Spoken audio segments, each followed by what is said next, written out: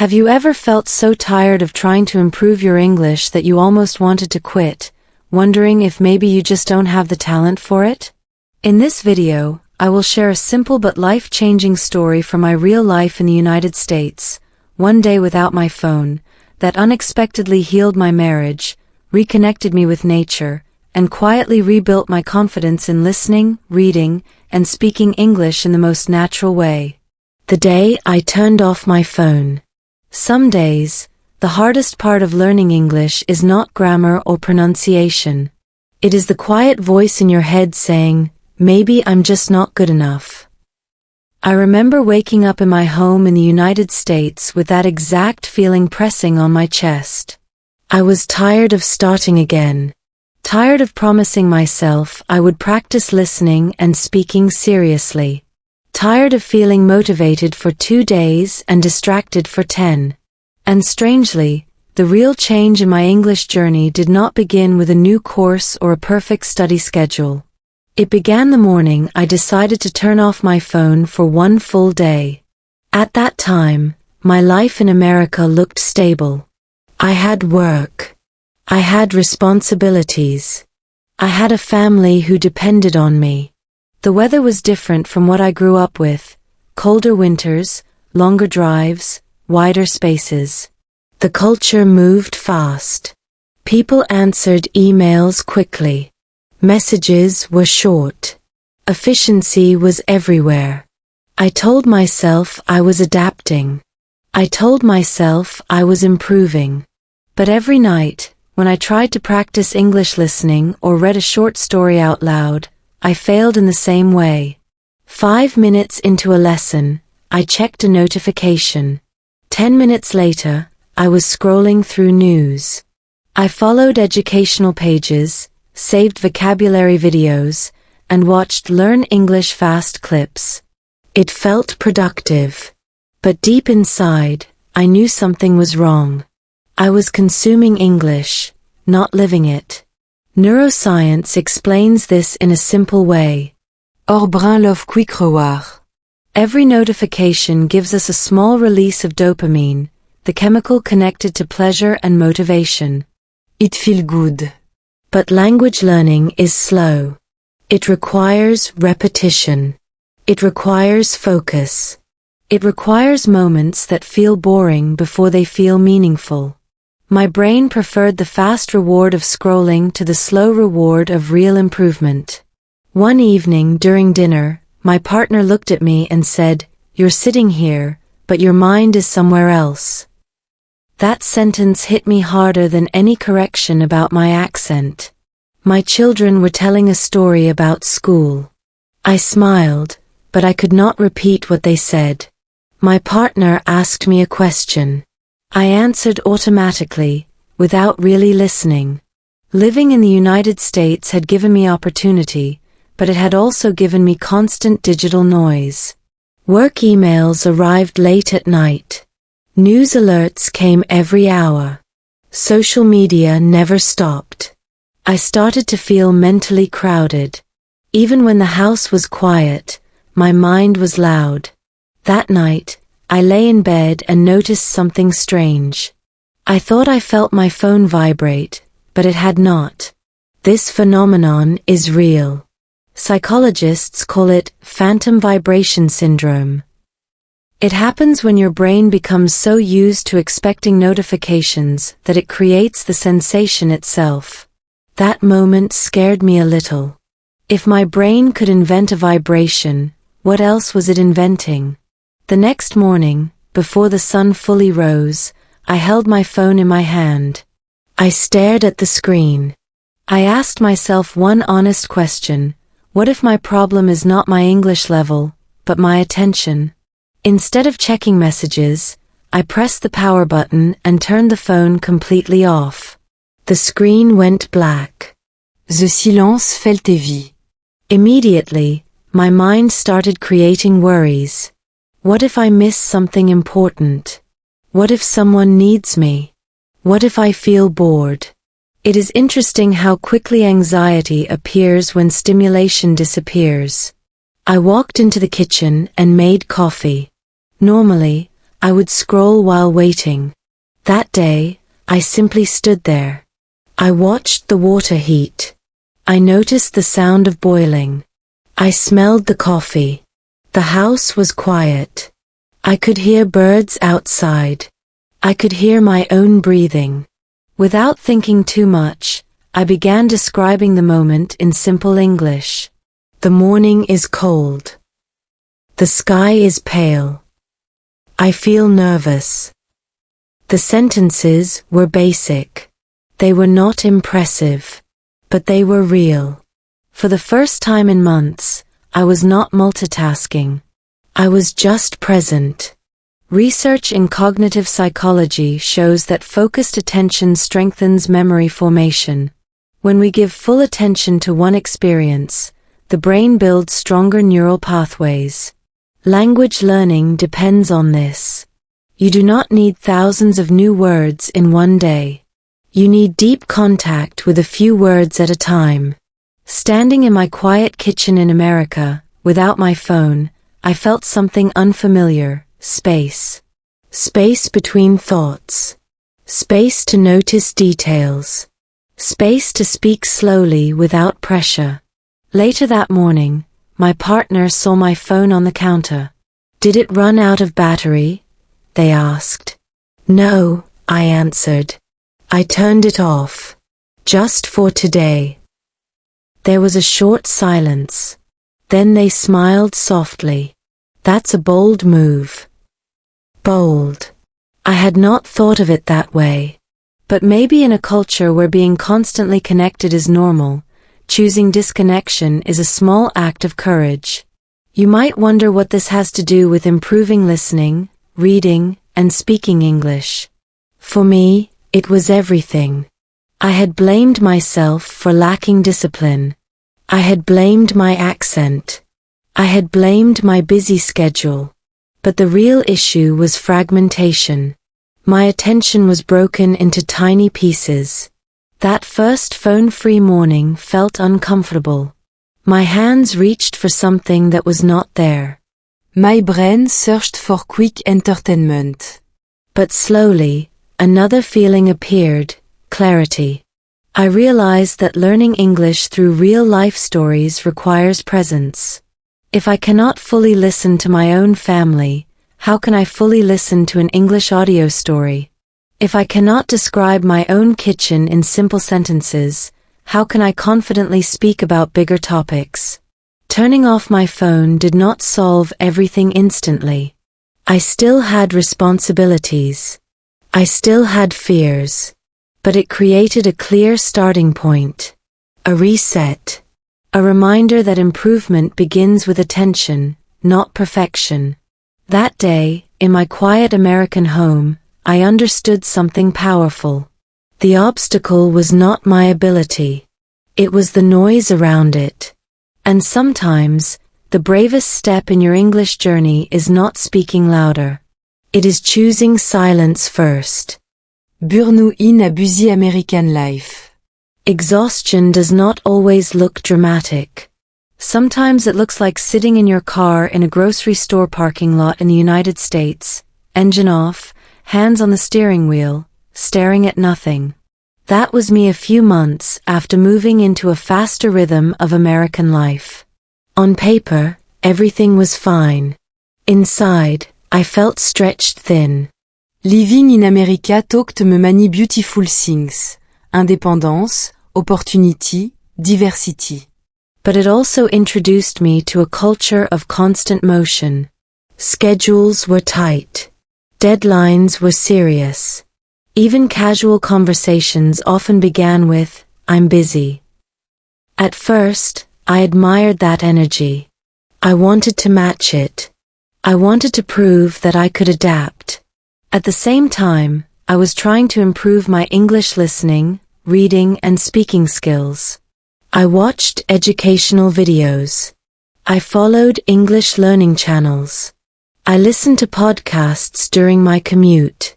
But instead of feeling stronger, I felt overwhelmed.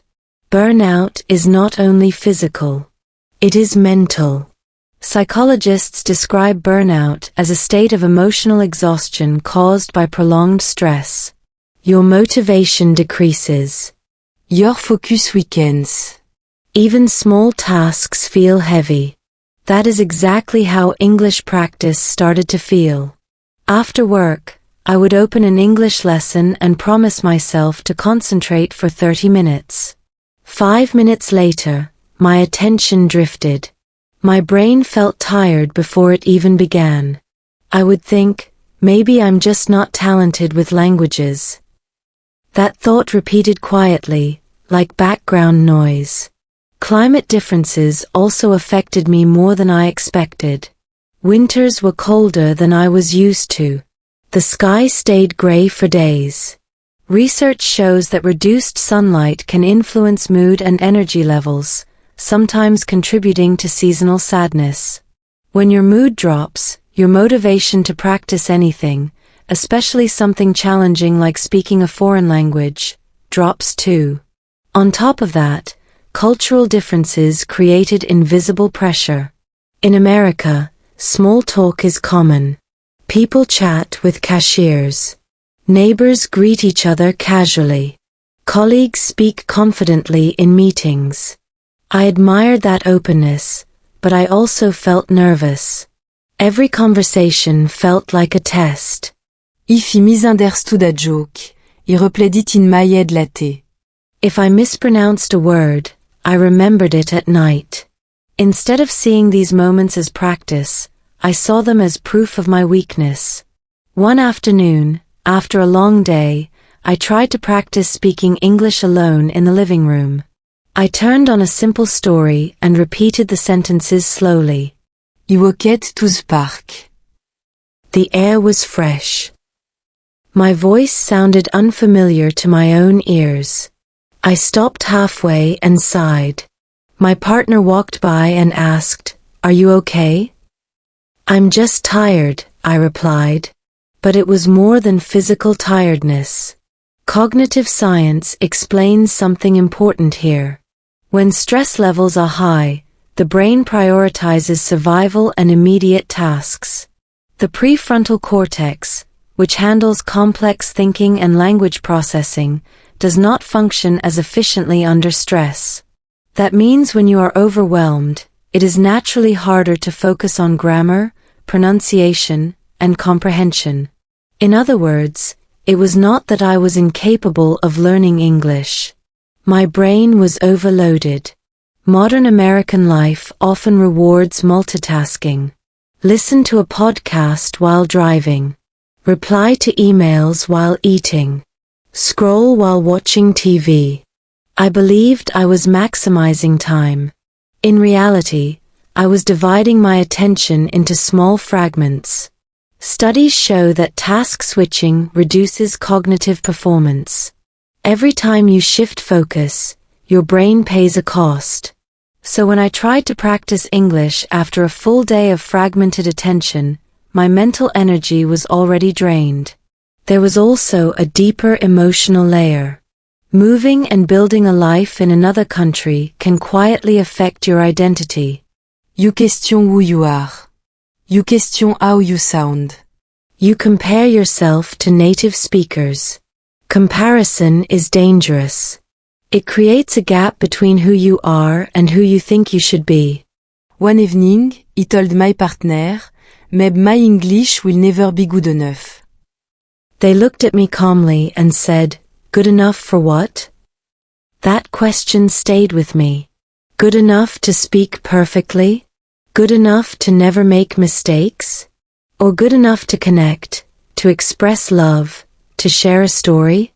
I realized I had attached my self-worth to fluency. If I spoke smoothly, I felt confident. If I hesitated, I felt small. That emotional pressure turned English practice into a performance instead of a process.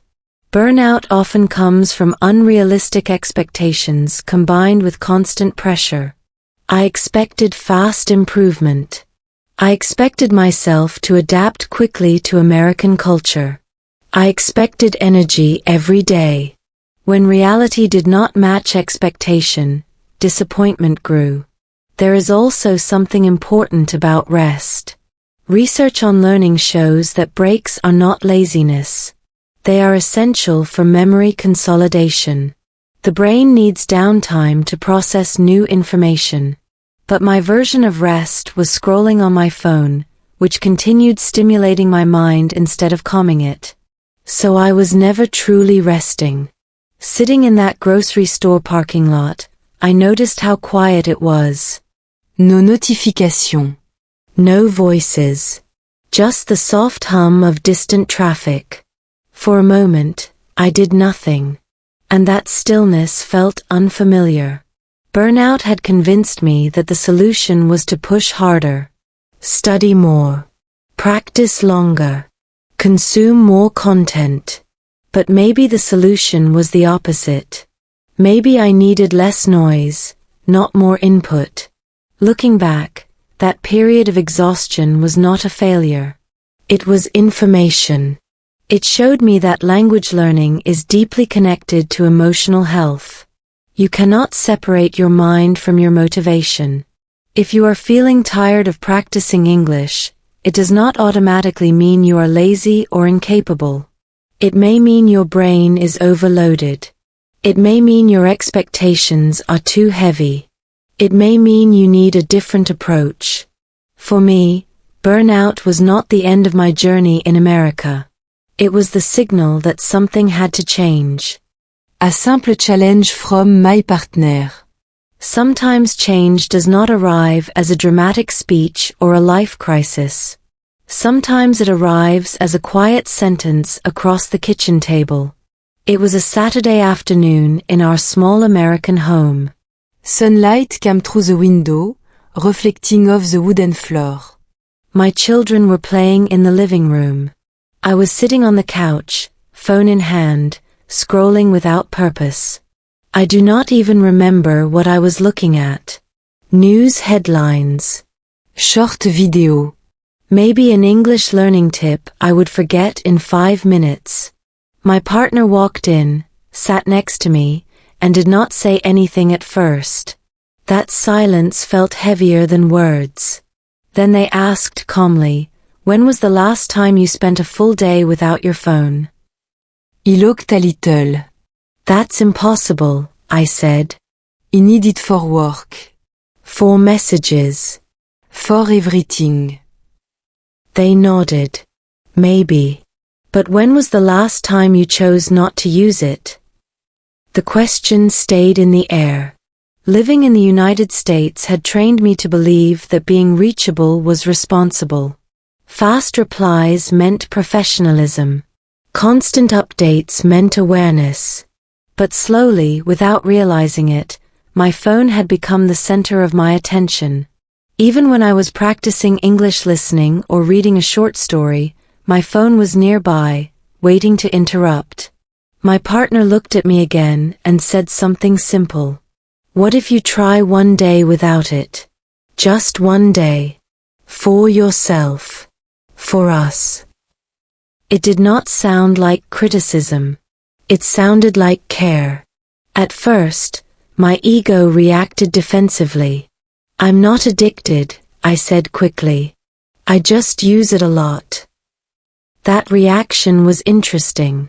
Psychologists often explain that when we feel defensive, it is because something feels too close to the truth. My partner did not argue. They simply asked, "Do you feel rested lately?" I paused. The honest answer was no. In fact, even my English practice had started to feel mechanical. I was listening to stories but not absorbing them.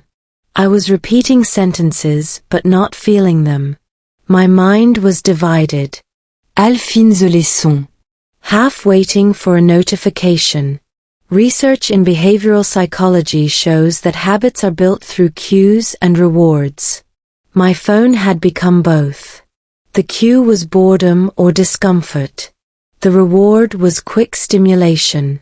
Every time English practice felt difficult, I reached for the easier reward, scrolling. My partner continued gently, "You always say you want to improve your English. Maybe it's not about studying more. Maybe it's about focusing more. That sentence shifted something inside me. We often think improvement requires adding something new. A new method. A new course. A new schedule. But sometimes growth requires removing something. I looked around the room. My children were laughing. My partner was watching me carefully, not with judgment, but with hope. And I realized something painful. Even when I was physically present, my attention was often elsewhere. I was living in America, but part of me was trapped in a digital world. There is also something important about relationships. Marriage in a different country carries unique pressure. You are adapting to a new culture together. You are navigating policies, school systems, healthcare, social norms. Communication becomes essential. And communication requires presence. My partner said softly, "I miss talking to you without the screen between us." That was not an accusation. It was honesty. In that moment, I understood that my English journey was not separate from my marriage. If I wanted to improve my speaking skills, I needed real conversations. If I wanted to strengthen my listening skills, I needed to truly hear the people I loved. Still, fear appeared. What if something urgent happens? I asked. "We can tell people you'll be offline for a day," they replied. The world survived before smartphone. They were right. Historically speaking, constant connectivity is recent. For thousands of years, humans communicated face to face. We built families, communities, and cultures without notifications. Neuroscience also supports the idea of intentional breaks. Studies on digital detox show that even short periods without screens can reduce stress, improve sleep, and increase attention span. When attention improves, learning improves. It is not magic. It is biology. I felt resistance, but also curiosity. What would I even do without it? I asked. My partner smiled. Talk to me. Go outside. Read a book. Practice your English by describing what you see. Live your own story. Live your own story. Cette phrase touche de something deeper. I had been consuming other people's content, other people's stories, other people's advice, while ignoring my own experience in the United States. I was surrounded by real material for language practice. Parks, conversations, grocery stores, school meetings, family dinners. Yet I kept searching for the perfect online lesson. Maybe the most powerful English lesson was already around me. The challenge was simple. One day. 24 hours. No phone. No scrolling. No checking. No background noise. Just life. I took a deep breath and said, "Okay, I'll try." The decision felt small, but emotionally, it felt big. It was not just about technology. It was about control. About choosing intention over impulse. About proving to myself that I could tolerate boredom, silence, and discomfort. My partner reached for my hand. "I'm proud of you," they said. That support mattered more than I expected. Change is easier when someone believes in you. In marriage, small encouragement can create large transformation.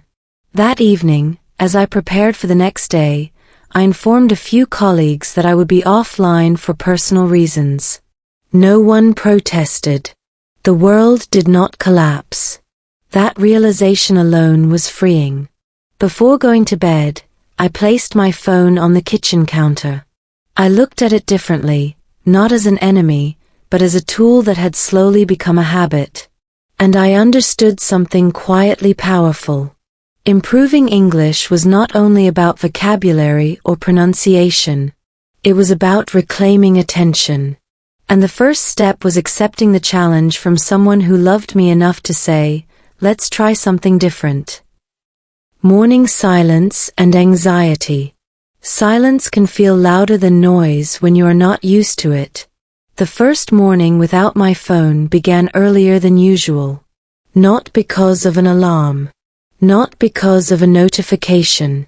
I simply woke up. The room was dim, pale winter light slowly entering through the curtains of our home in the United States. For a few seconds, everything felt normal. Then my hand moved automatically toward the nightstand. Nothing was there.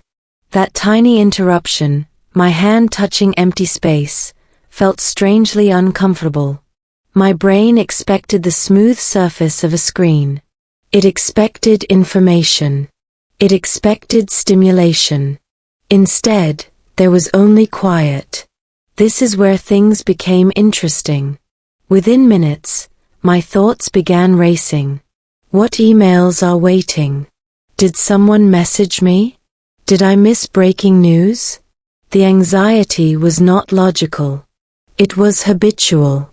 Neuroscientists explain that habits are stored in the basal ganglia, a part of the brain responsible for automatic behaviors. When a routine is interrupted, the brain sends signals of discomfort.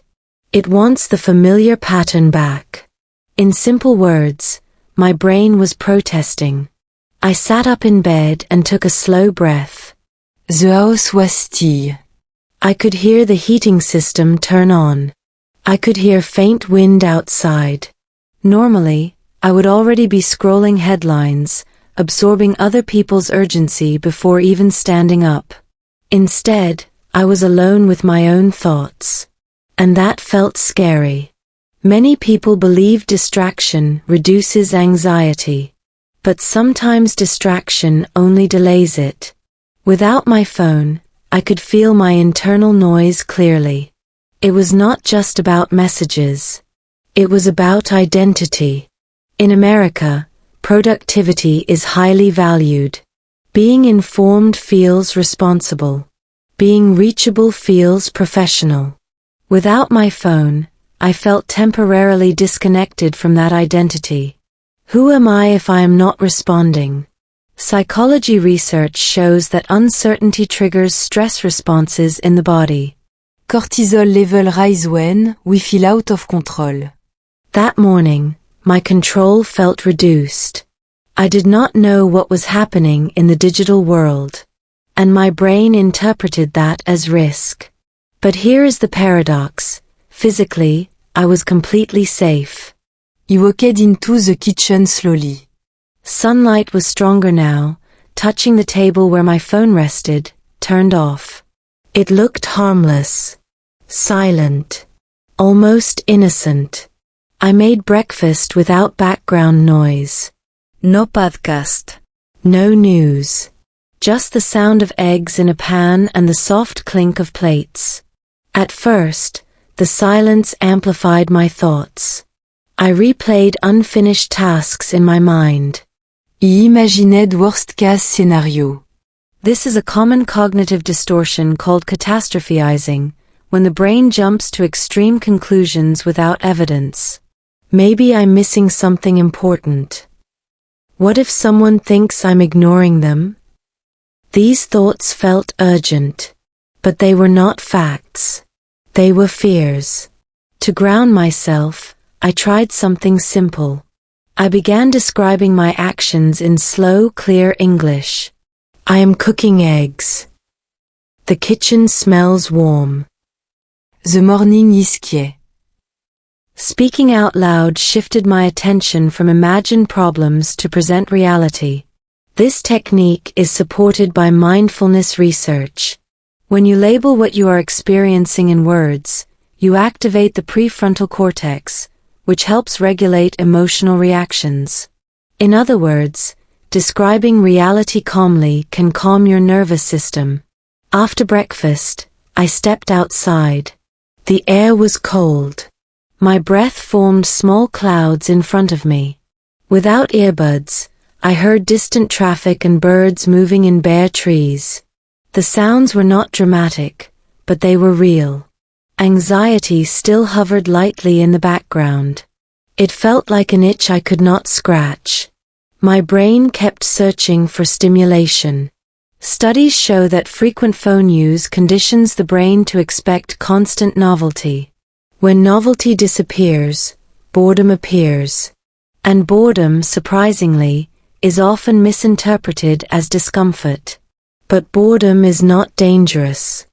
In fact, cognitive scientists argue that boredom can increase creativity. When external input decreases, internal reflection increases.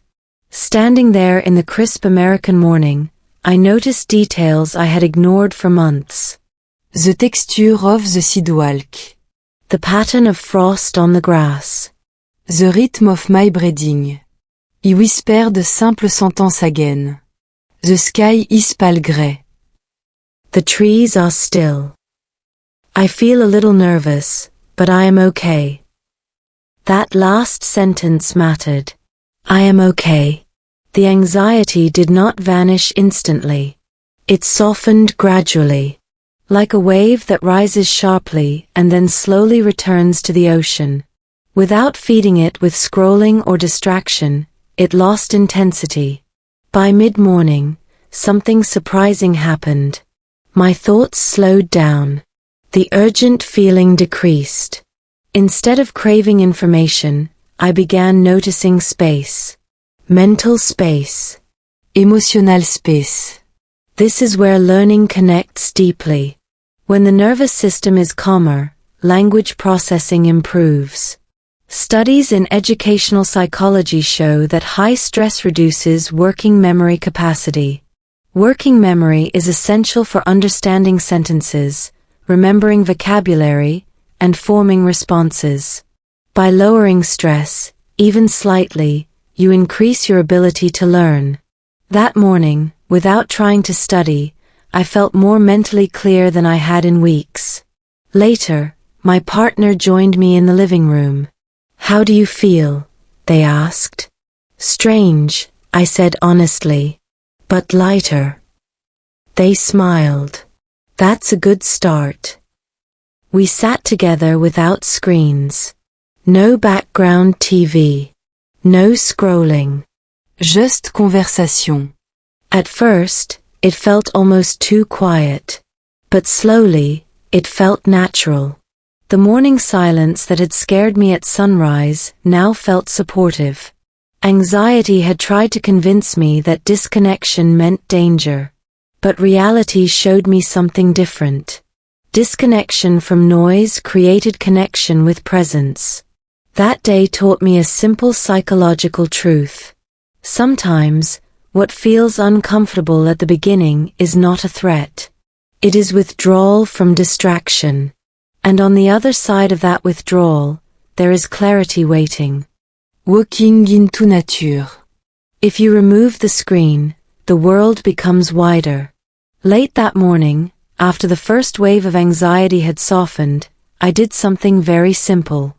I put on my jacket and decided to walk to a nearby park in our American neighborhood. Normally, I would bring my phone, earbuds in place, listening to a podcast about English learning or scrolling while walking. That day, my hands were empty. The air was cold but fresh. Winter in the United States has a different personality than the climate I grew up with. The sky felt larger. The streets were wider. The houses were spaced apart, each with a small yard. I noticed details I had never really seen before. Without a phone, there was no destination inside the screen. Only the path in front of me. As I walked, I began practicing something natural, describing what I saw in simple English. Not in perfect grammar. Not in academic language. Just real-life sentences. The street is quiet. Ici a dog running. The wind is strong. The trees have no leaves. When you practice English through real experiences, the vocabulary connects to your senses. Cognitive science calls this embodied learning. When words are linked to physical sensations, Cold air, bright light, the sound of footsteps, they become easier to remember. Your brain stores them not only as abstract symbols, but as lived moments. In the park, a few families were playing despite the cold. Children were laughing. A father was teaching his daughter how to ride a bike. An elderly couple walked slowly, holding hands. This is something I admire about American culture. Many people value outdoor life.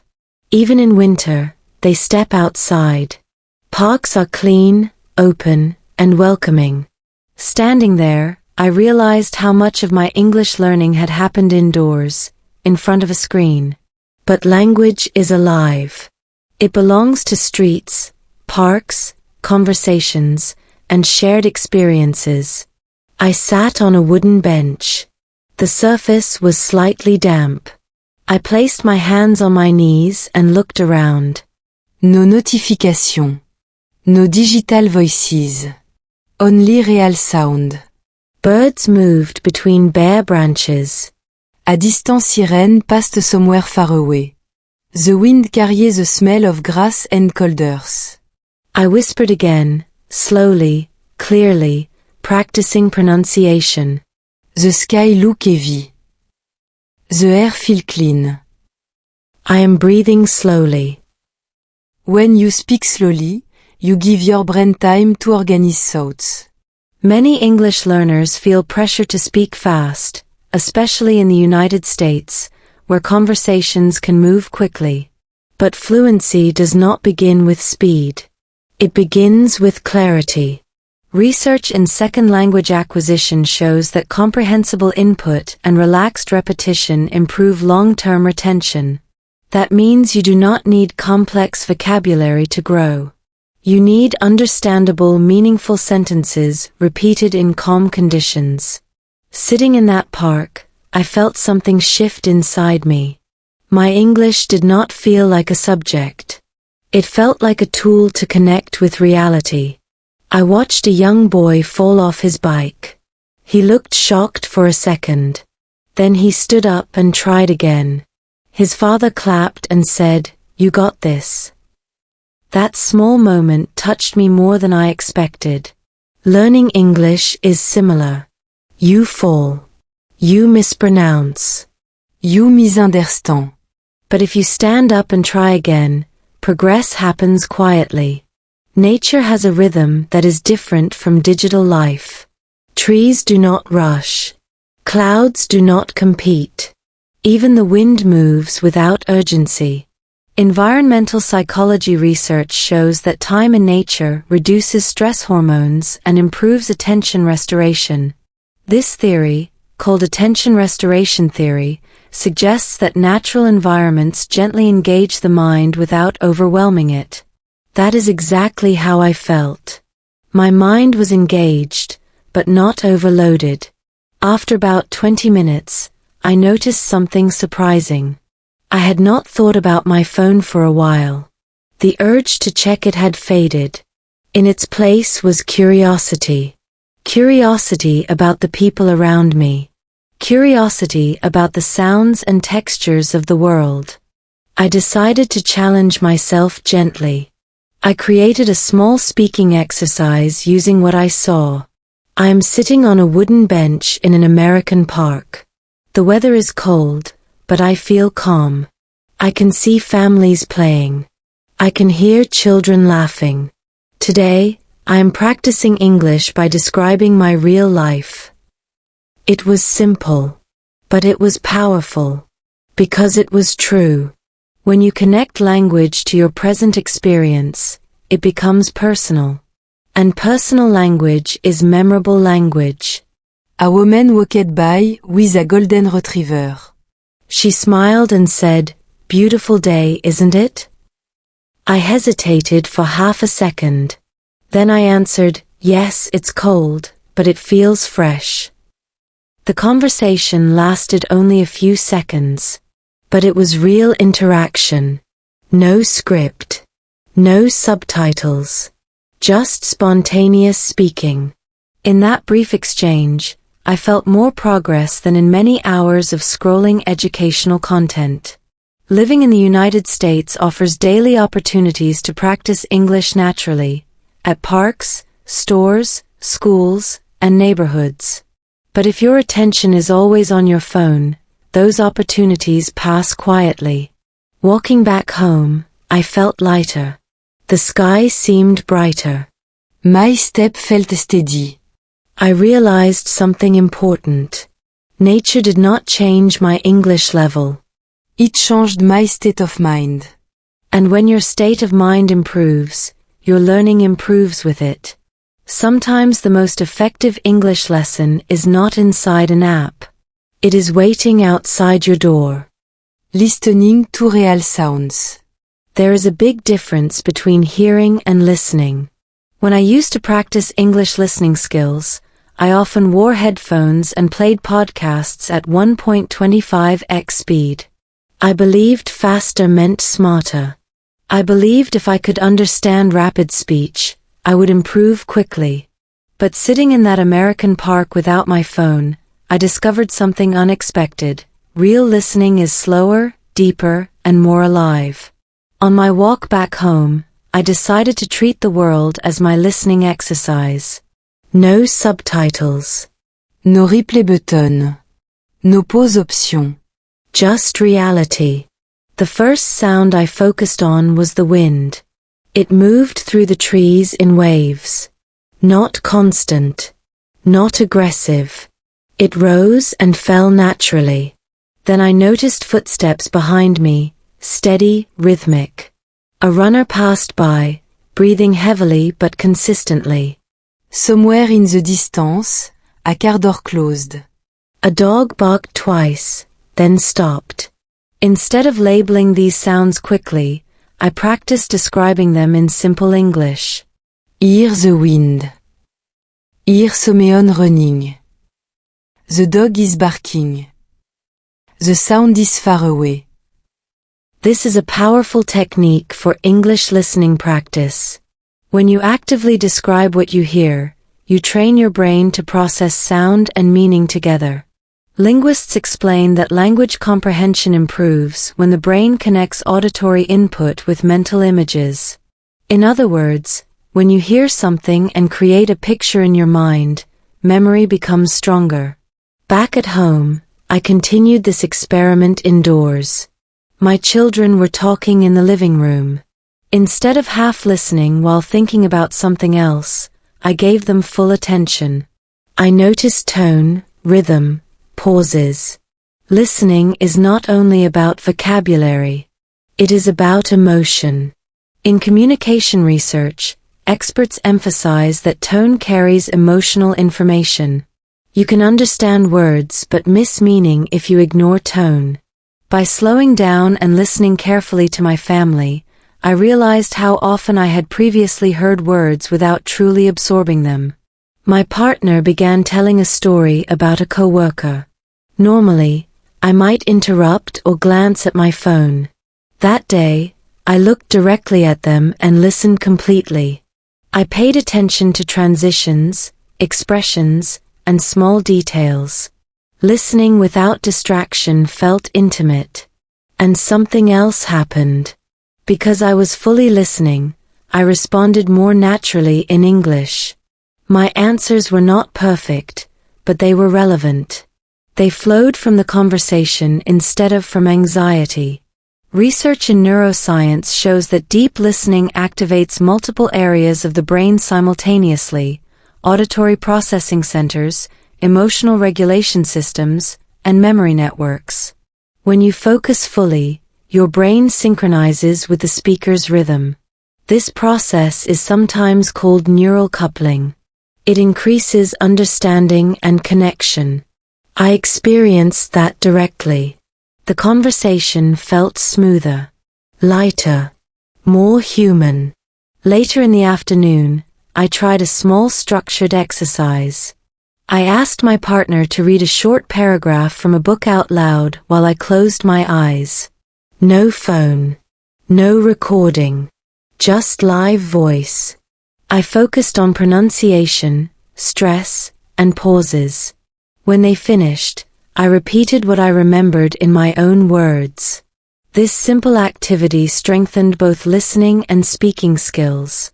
Educational psychology supports this method. It is called active recall. Instead of passively consuming information, you reconstruct it from memory. This strengthens neural pathways and improves retention. Without digital noise, my concentration was sharper. I also noticed something subtle. Digital audio often feels compressed and artificial. Real-life sound has depth. It has texture. When my child laughed from another room, the sound echoed slightly.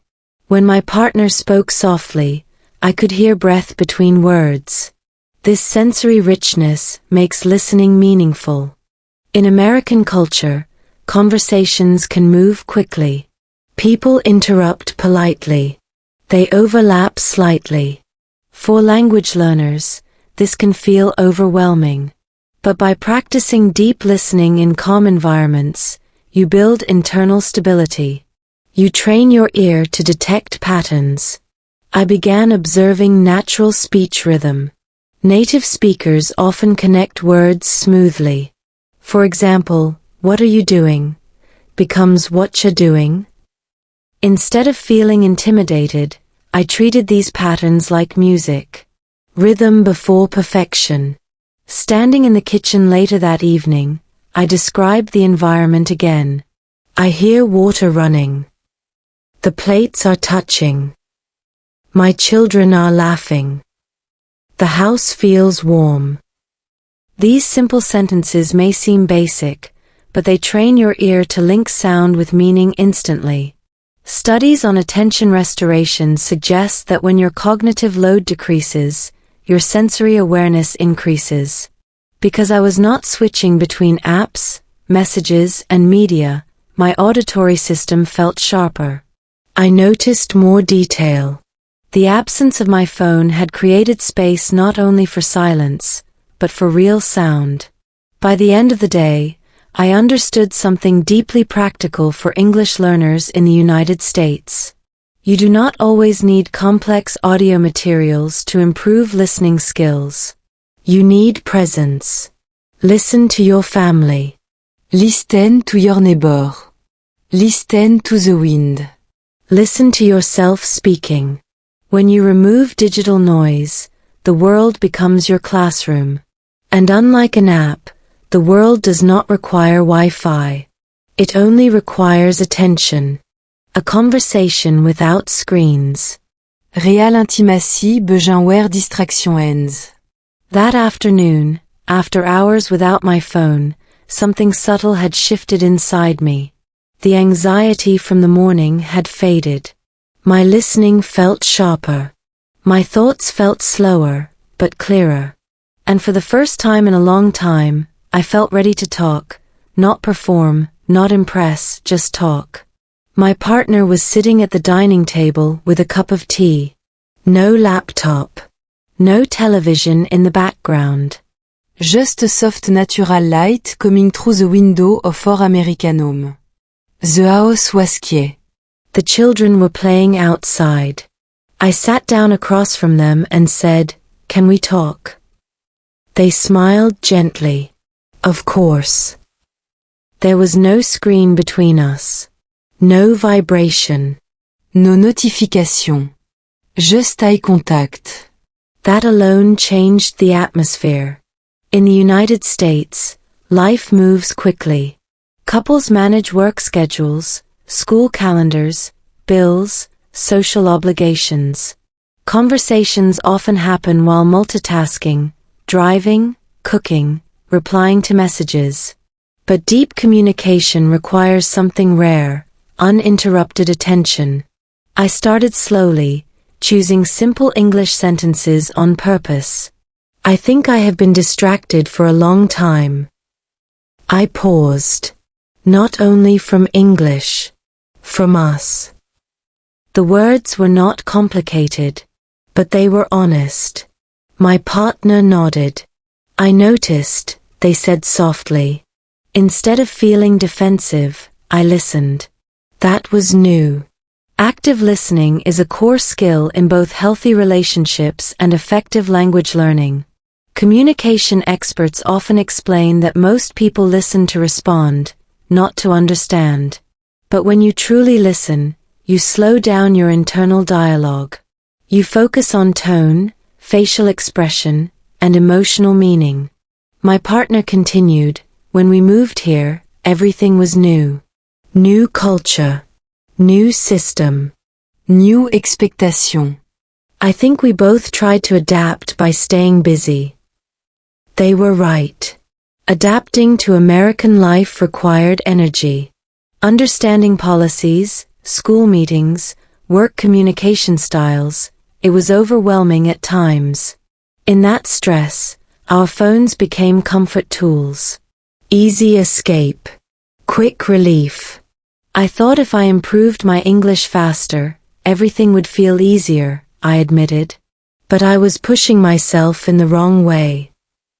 That sentence felt important. Second language acquisition research shows that emotional state strongly affects learning outcomes. When anxiety is high, performance decreases. When emotional safety increases, fluency improves naturally. Sitting there with my partner, I felt emotionally safe. We decided to practice something together. I want to tell you about my morning, I said. In English. They smiled. I'm listening. I described my walk in the park. The cold air. The children playing. The dog running. I spoke slowly. Sometimes I searched for words. When I paused, they waited patiently. No interruption. No correction unless I asked for it. That patience mattered. In marriage, especially in a multicultural context, language can become sensitive. You worry about making mistakes. You worry about sounding childish. But real love creates space for imperfection. After I finished, my partner responded in simple English too. I'm proud of you for trying something different, they said. Today feels peaceful. Peaceful. That word stayed with me. We then talked about cultural differences we had experienced in America. The value of independence. The importance of scheduling. The openness of small talk. We compared how families in this country often encourage children to express opinions early. We reflected on how that influenced our own parenting style. Speaking about culture in simple English felt empowering. It turned abstract concepts into shared experience. I think living here has changed us, I said. In some good ways. And some difficult ways. Yes, my partner agreed. But we are growing. Growth. That is the right word for language learning too. Research in relationship psychology shows that couples who engage in meaningful conversation experience higher emotional connection. The same principle applies to language learning. Meaningful use of language strengthens retention more than isolated drills. That afternoon conversation lasted nearly an hour. It did not feel forced. It felt natural. We laughed about early misunderstandings when we first moved to the United States. We remembered funny pronunciation mistakes. Instead of embarrassment, we felt gratitude. At one point, my partner reached across the table and held my hand. I missed this, they said. Me too, I answered. The absence of screens created presence. Presence created honesty. Honesty created connection. And here's the powerful part, my English did not feel like homework. It felt like a bridge. A bridge between my thoughts and someone I love. A bridge between my whole identity and my life in America. A bridge between effort and ease. When the children came back inside, excited and loud, I did not feel irritated. I felt ready. Ready to listen. Ready to respond. Ready to be here. That day taught me something deeper than vocabulary. Fluency is not only about correct grammar. It is about connection. And connection cannot compete with a notification. When you remove the screen, conversation becomes human again. And sometimes, healing a relationship and improving your English begin with the same simple action. Looking up. Cultural lesson in the open air. Culture become clearer when you slow down enough to observe it. Later that afternoon, after our long conversation, we decided to walk together as a family. No phones. No photos. No checking message. Just jackets, scarves, and the quiet excitement of doing something simple in an intentional way. We returned to the same park in our American neighborhood, but this time I was not alone. My partner walked beside me. My children ran ahead, chasing each other across the grass. The sky was pale blue, and the cold air felt sharp but refreshing. Without a screen pulling my attention away, I began noticing more than just nature. I noticed culture. In the United States, public parks are more than green spaces. They are social classrooms. Parents encourage children to climb higher, try again, speak up. Strangers smile at each other. People say, "How's it going?" even if they do not expect a long answer. Independence is taught early, but so is friendliness. I whispered quietly to myself in English, practicing description again. Parents are watching, but they are not controlling. Children are exploring freely. People smile at strangers. Describing cultural behavior in simple sentences helped me process what I was observing. Language became a tool for understanding society. Anthropologists often explain that culture is invisible to those who grow up inside it. But for someone adapting to a new country, culture feels visible everywhere, in tone of voice, in body language, in daily habits. Living in America had challenged my assumptions about communication, parenting, and even marriage. For example, I noticed how openly couples expressed affection in public. Holding on. Quick hugs. Small compliment. These gestures were natural here. In my past environment, affection was often more private. Observing this difference helped me understand my partner better too. Cultural context shapes expectations. As we walked, a little girl fell while running. She looked at her mother, unsure whether to cry. The mother smiled and said, "You're okay. Get up." The girl stood up immediately and tried again. Resilience is encouraged early here. In that moment, I reflected on my own English journey. Every time I made a mistake, I reacted internally with criticism. But maybe I needed to respond like that mother, calm, confident, encouraging. "You're okay. Try again." We found an empty picnic table and sat together. My children started asking questions about the clouds. "Why are they moving so fast?" one of them asked. Instead of answering automatically, I turned it into a speaking exercise. "The wind is strong today," I said slowly in English. The clouds move because of the wind. My partner added more detail. The conversation flowed naturally. Family life in the United States often emphasizes dialogue. Parents explain. Children ask questions. This interactive style creates constant opportunities for language practice. But if you are distracted by your phone, those opportunities disappear quietly. Educational research shows that children develop stronger language skills when adults engage in responsive conversation, listening carefully and answering thoughtfully.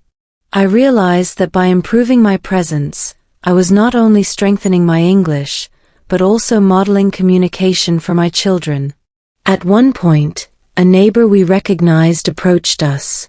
"Hey, beautiful afternoon," he said cheerfully. I responded with a relaxed smile. Yes, it's cold, but it feels good to be outside. The conversation lasted only a minute, but it felt natural. No pressure. No overthinking. My confidence did not come from perfect grammar. It came from emotional calm. Living in America also means navigating policies and systems that reflect cultural values. For example, schools encourage participation. Teachers invite discussion. Meetings involve sharing opinions. Observing open dialogue in the park reminded me that speaking up is part of integration. Instead of fearing mistakes, I began viewing conversation as participation. Environmental psychology suggests that open spaces promote psychological openness.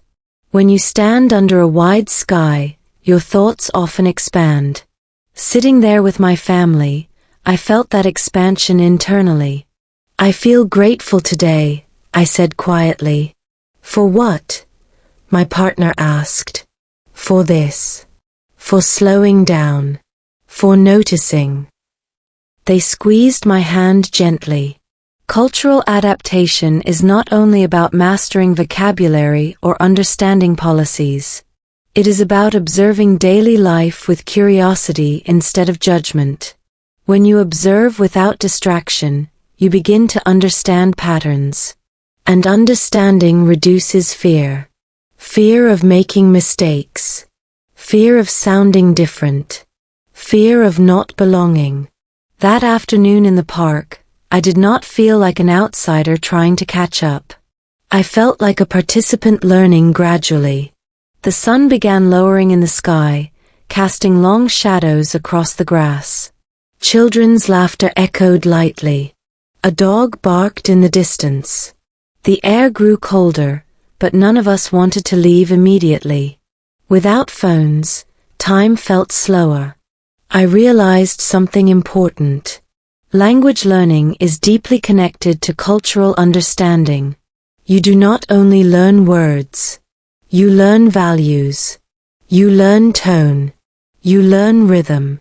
And culture reveals itself most clearly when you are fully present. Walking back home, holding my partner's hand, I felt something steady inside me. Adapting to America was not about becoming someone else. It was about paying attention. And attention, I was beginning to understand, is the foundation of both connection and fluency.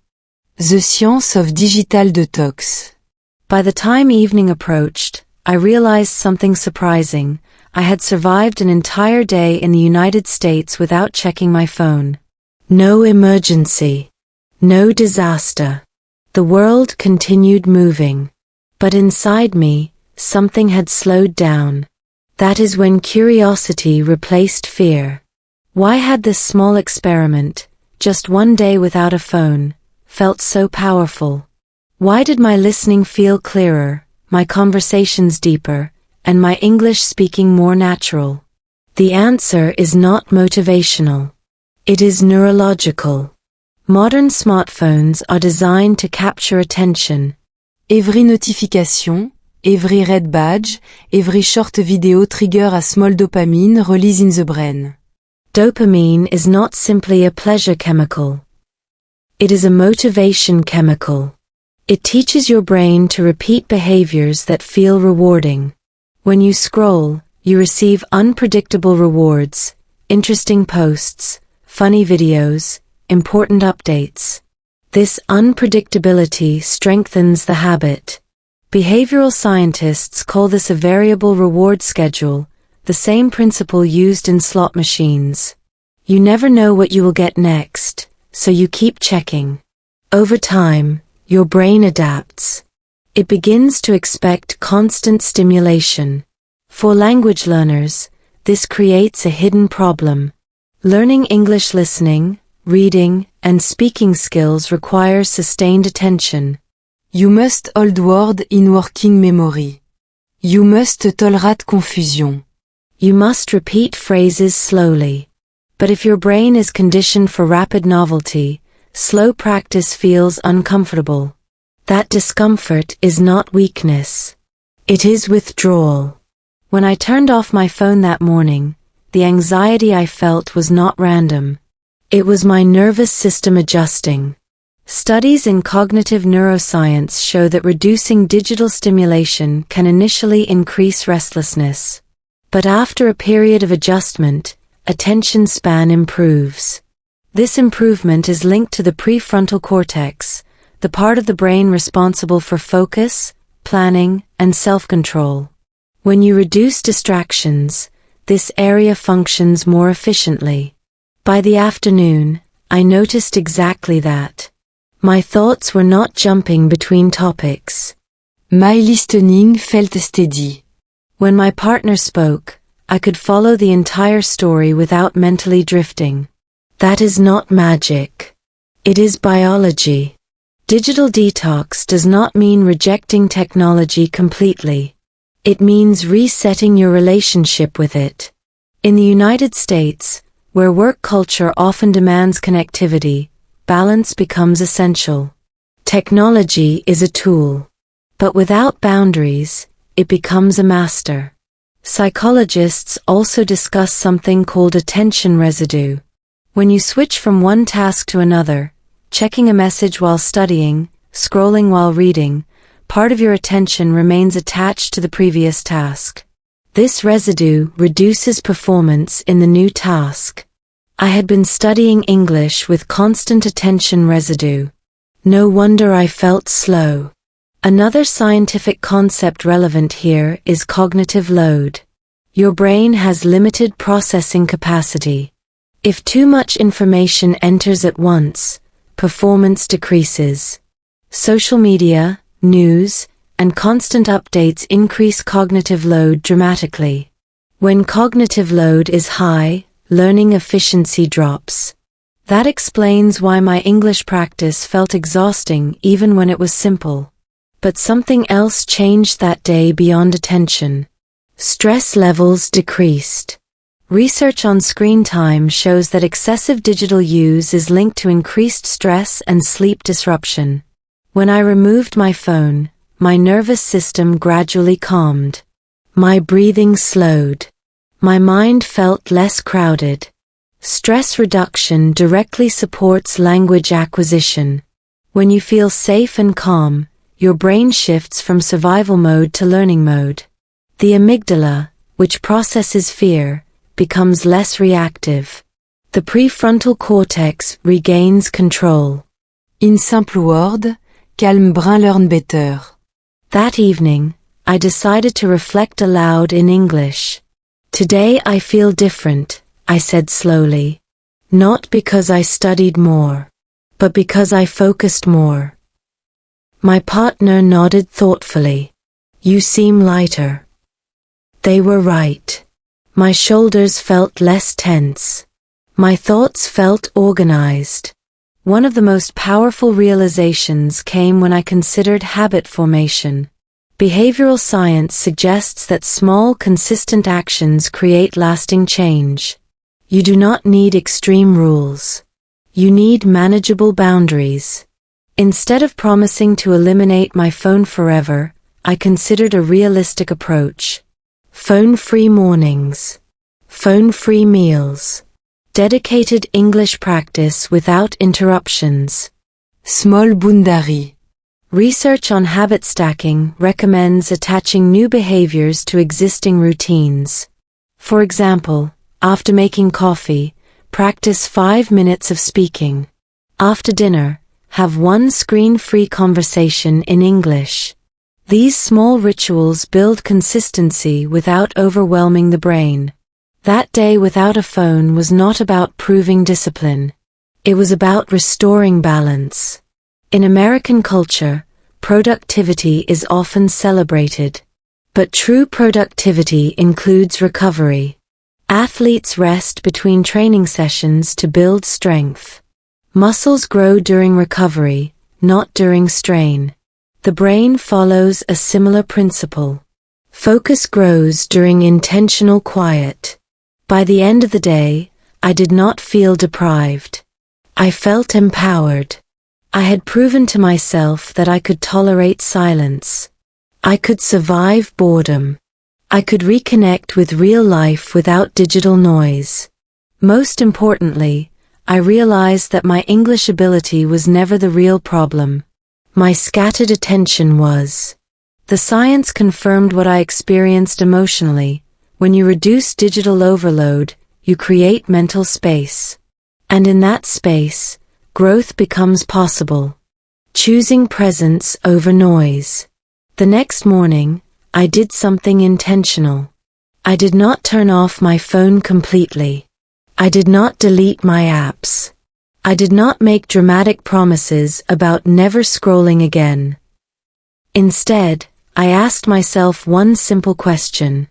Who do I want to be in this moment? That question changed everything.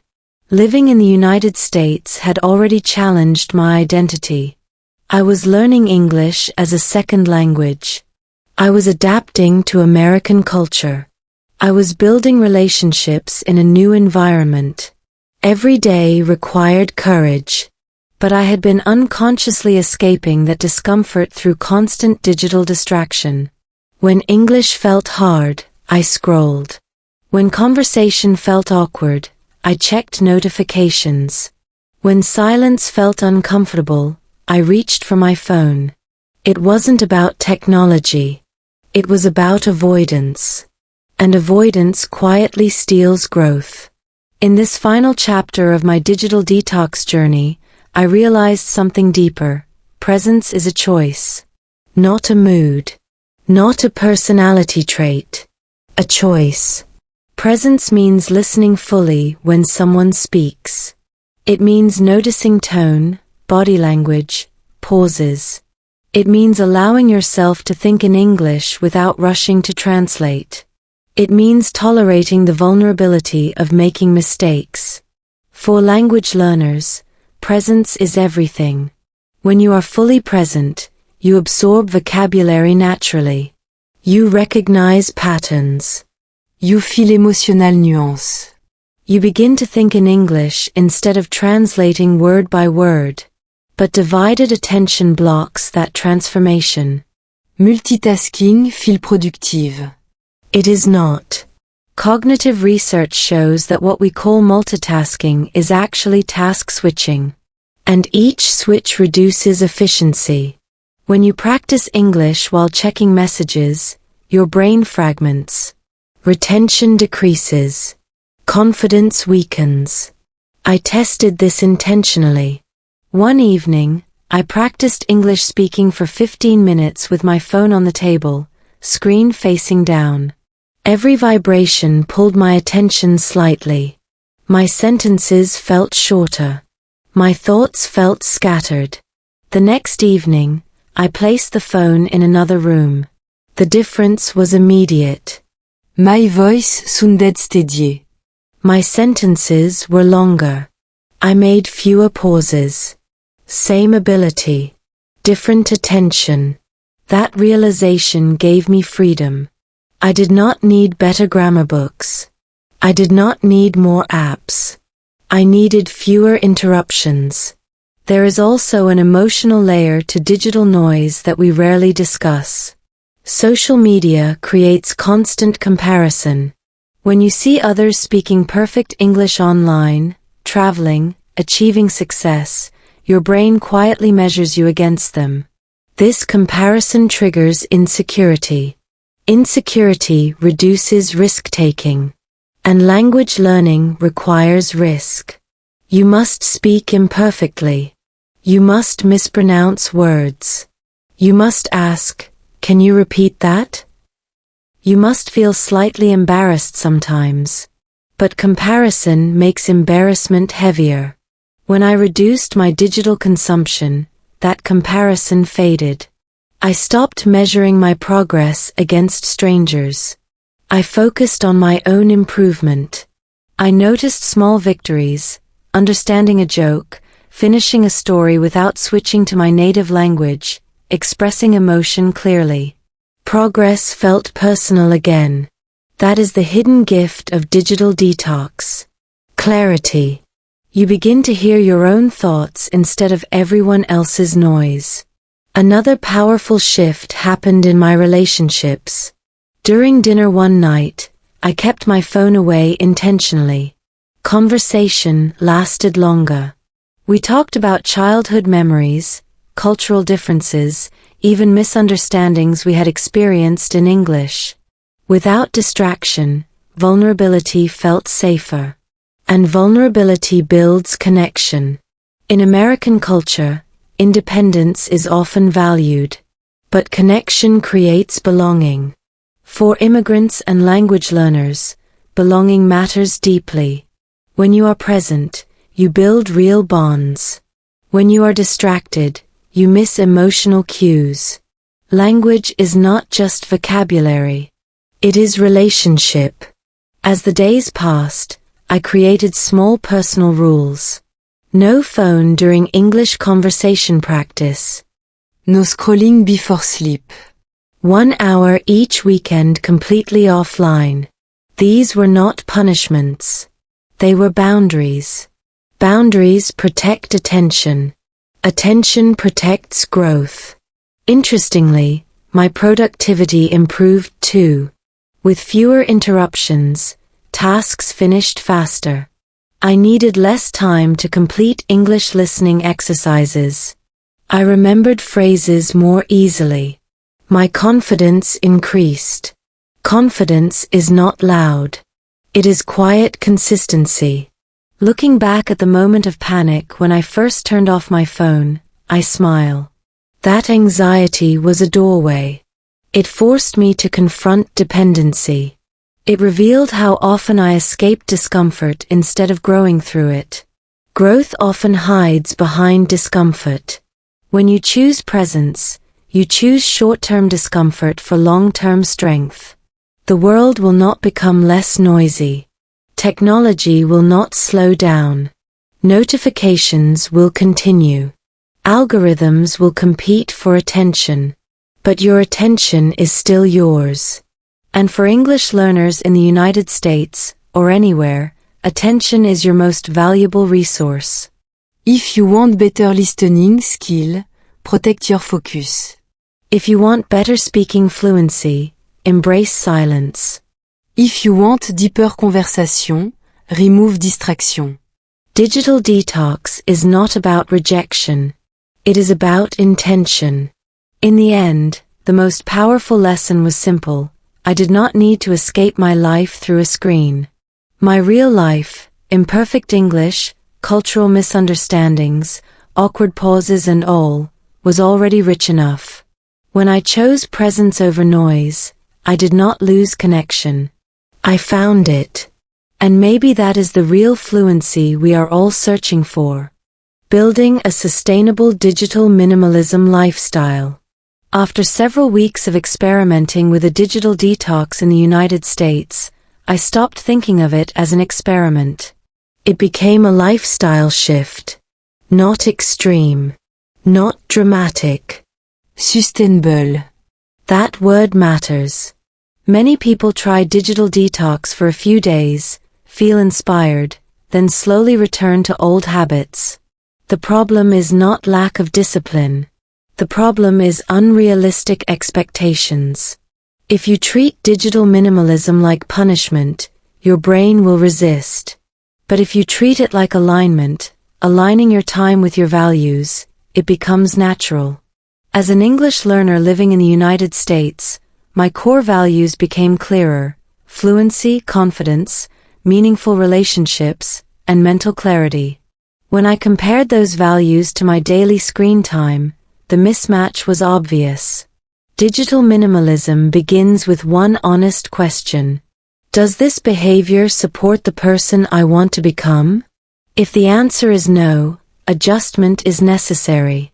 Research in behavioral psychology shows that long-term habit change depends on identity. When you see yourself as someone who protects focus, your actions gradually follow. Identity-based habits are stronger than willpower-based habits. So instead of saying, I'm trying to reduce screen time, I reframed it. Iaem someon ou valu deep focus. I am someone who practices intentional English learning. I am someone who chooses real conversation over scrolling. Language shapes identity. Identity shapes behavior. That mindset shift changed everything. I also learned that environment design is more powerful than motivation. If your phone is always within reach, you will check it. If notifications are constantly active, you will react. But small environmental changes reduce temptation automatically. I turned off non-essential notifications. I moved distracting apps off my home screen. I created a dedicated space for English speaking practice. These were not dramatic changes, but they removed friction. Another important principle is replacement, not removal. When you remove digital stimulation, you must replace it with something meaningful. Otherwise, boredom pulls you back. For me, replacement activities included reading English books aloud for pronunciation practice, taking short walks without headphones to think in English, Journaling daily réflexion in simple English sentence. These activities supported both mental clarity and language growth. One unexpected benefit of sustainable digital minimalism was improved listening comprehension. Without constant short-form content, my brain adjusted to longer forms of communication. I could watch an English interview or listen to a podcast without feeling restless. Attention span is trainable. When you reduce rapid digital input, your brain recalibrates. The ability to focus deeply returns gradually, like a muscle regaining strength. Sleep quality improved too. Screen exposure before bedtime affects melatonin production, which regulates sleep cycles. By limiting phone use at night, I fell asleep faster and woke up more rested. Rest supports memory consolidation. Memory consolidation supports vocabulary retention. Vocabulary retention supports fluency. Everything connect. In American work culture, productivity often means speed. But sustainable productivity requires rhythm. Deep work followed by real rest. Focus followed by reflection. Digital minimalism supports this rhythm by creating boundaries around distraction. I also noticed emotional benefits. When you are not constantly exposed to global news, viral debates, and curated highlight reels, your emotional baseline stabilizes. You react less. You compare less. You worry less. Emotional stability directly affects communication confidence.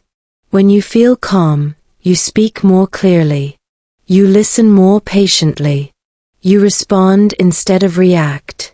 For English learners, emotional safety is critical. Fear bloque expression. Calme encourage expérimentation. Another powerful insight came from tracking progress. Instead of measuring success by hours without a phone, I measured outcomes. Did I complete focused English practice today? Did I have one meaningful conversation in English? Did I protect my attention during study time? These outcome-based metrics kept the process practical. Sustainability also requires flexibility. Some days demand more screen time.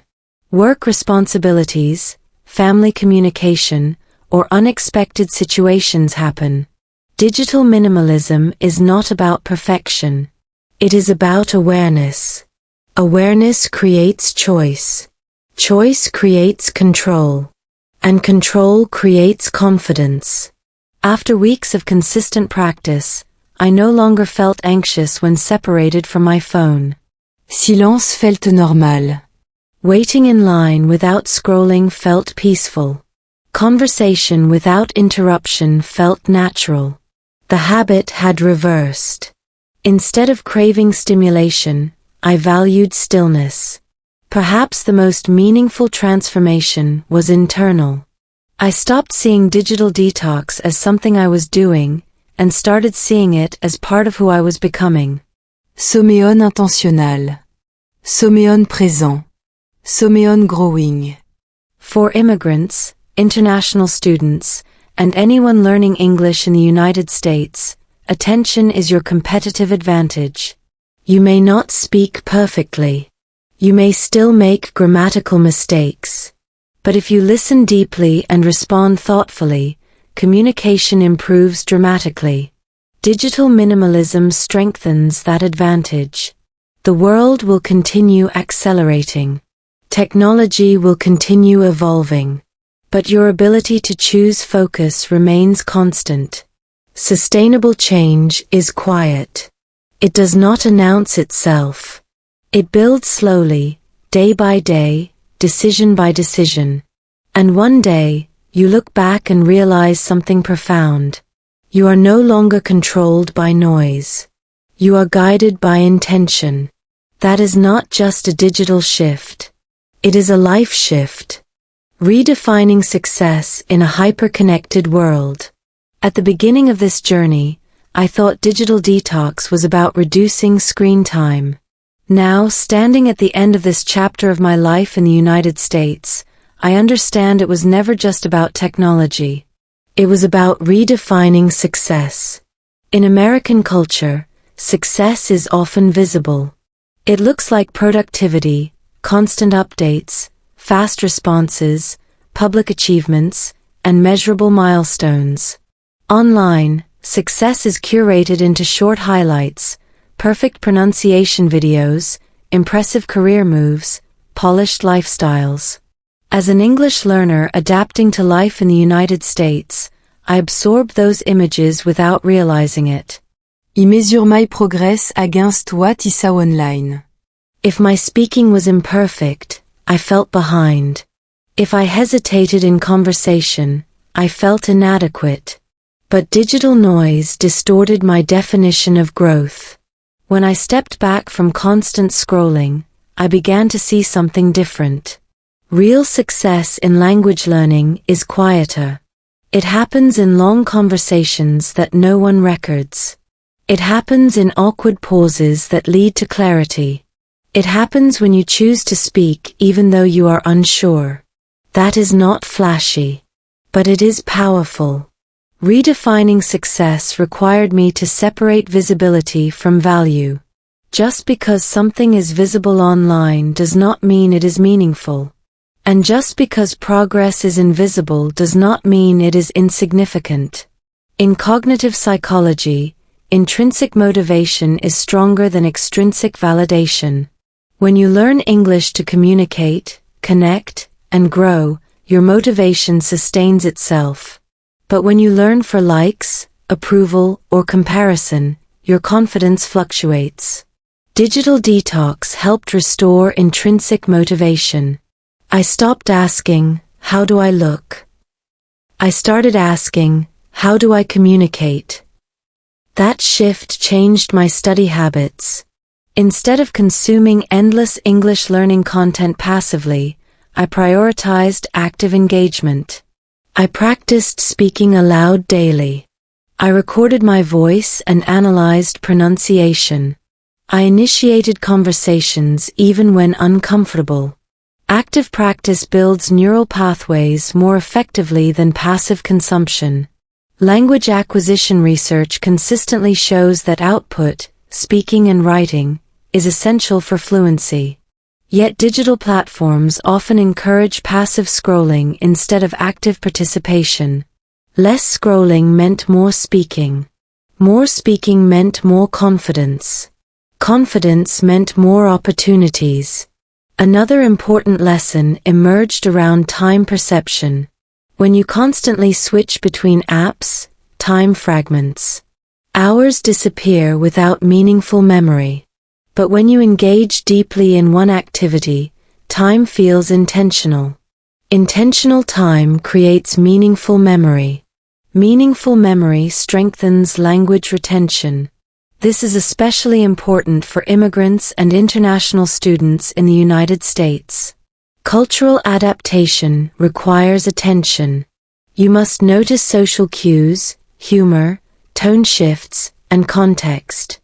If your attention is divided, cultural learning slows. Digital minimalism sharpened my cultural awareness. I observai how Americans structure small talk. I noticed how direct communication differs from my home culture. I paid attention to body language and conversational pacing. These subtle details improved my English more than any vocabulary list. Another shift occurred in how I handled mistakes. Previously, when I made an error in English, I replayed it repeatedly in my mind. But constant exposure to curated perfection online intensified self-criticism. After reducing digital comparison, mistakes felt normal, human, necessary. Neuroscience explains this phenomenon through neuroplasticity. The brain strengthens connections through repeated effort and correction. Errors are not evidence of failure, they are signals for adjustment. When you feel safe enough to make mistakes, learning accelerates. Digital detox created psychological safety. Psychological safety encouraged experimentation. Experimentation improved fluency. I also redefined productivity. In a hyperconnected world, productivity often means constant responsiveness, immediate replies, quick updates, Rapide engagement. but deep productivity looks different. It looks like uninterrupted focus. It looks like thoughtful communication. It looks like finishing what you start. For English learners, deep productivity might mean 30 minutes of concentrated listening practice without interruption. It might mean one intentional conversation instead of 5 distracted exchanges. Quality over quantity. Présence over performance. By the end of this journey, I realized that technology itself is neutral. It can educate or distract. It can connect or isolate. The difference lies in intention. Digital detox was never about rejecting modern life in the United States. It was about reclaiming agency within it. Agency means choosing when to engage and when to disconnect. It means using tools instead of being used by them. It means aligning behavior with long-term goals instead of short-term impulses. In a world that rewards speed, choosing slowness is powerful. In a culture that rewards noise, choosing silence is courageous. In an environment that celebrates constant visibility, choosing private growth is transformative. My English is still not perfect. I still pause sometimes. I still search for words occasionally. But now when that happens, I remain present. I breathe. I continue. Fluency is not the absence of mistakes. It is the presence of resilience. If you are learning English in the United States, or anywhere in the world, remember this: your attention is your foundation. Protect it. Train it. Invest it intentionally. Success is not measured by how often you check your phone. It is measured by how deeply you engage with your life. Digital detox did not remove technology from my world. It removed noise from my priorities.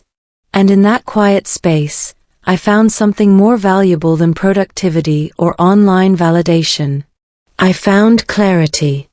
I found focus. I found myself becoming the person I intended to be. That is the kind of success no algorithm can measure.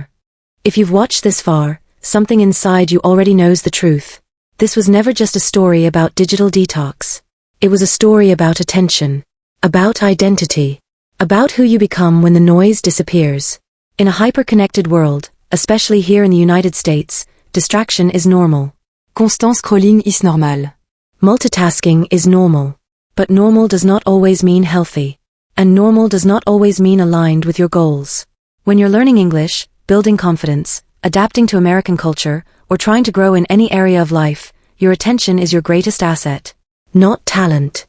Not perfect grammar. Not the latest learning app. Attention. The moment you reclaim it, everything shifts. Your listening becomes sharper. Your speaking becomes braver. Your thoughts become clearer. Your relationships become deeper.